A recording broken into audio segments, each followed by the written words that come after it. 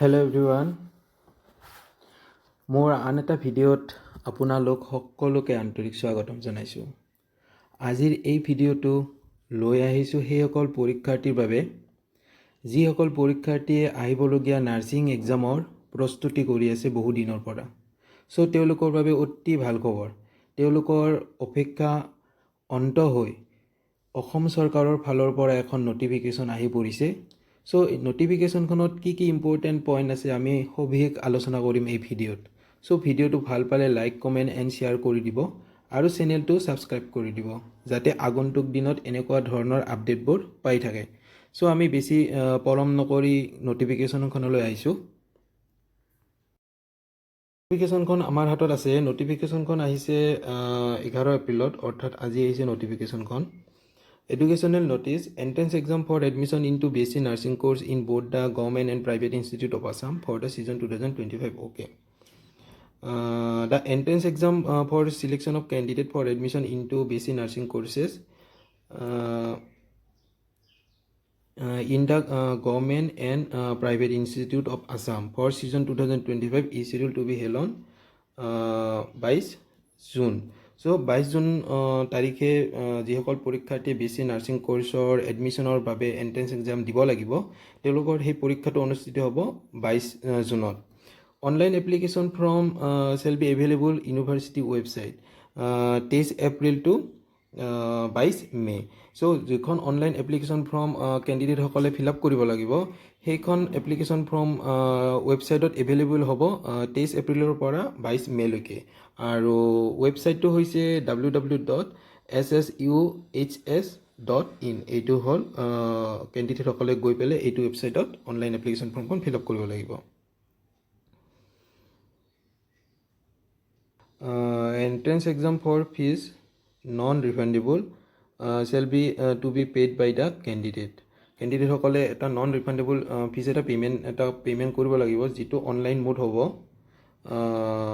University ৱেবছাইটত। The detail of the entrance exam including eligibility criteria requirement shall be available at the university website. So university website গ'লে entrance এক্সামটোৰ details আৰু eligibility criteria requirement কি requirement থাকিব চ' গোটেই সম্পূৰ্ণ আমাৰ officially ৱেবছাইটত দিয়া আছে।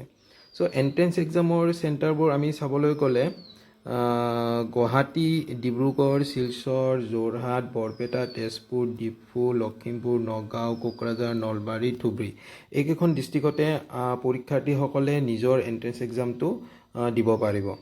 চ' পৰীক্ষাৰ্থীসকলৰ এডমিট কেতিয়া ওলাব? চ' এডমিট ওলোৱাৰ কাৰণে ইয়াত আমাক ইম্পৰ্টেণ্ট পইণ্টটো দি দিছে। Admit card will be available online from 2 June.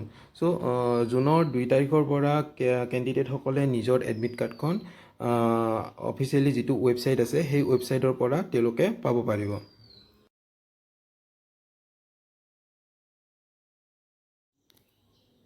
So online application form must be filled up after carefully logging through the instruction given along with the form. আৰু candidate are strictly advise to keep record. So' যিটো কেণ্ডিডেটসকলে online application কৰাৰ সময়ত application ID আৰু password use কৰে সেইটো ভালদৰে ৰাখিবলৈ কৈছে।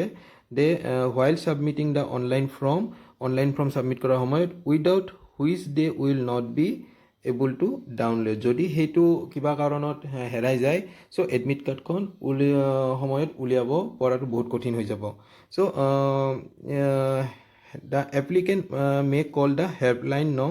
আমাৰ কেণ্ডিডেটসকলৰ সুবিধাৰ কাৰণে হেল্পলাইন নম্বৰো আমাক এভেইলেবল কৰি দিছে আমাৰ যিটো অফিচিয়েলি নটিফিকেশ্যনখনত।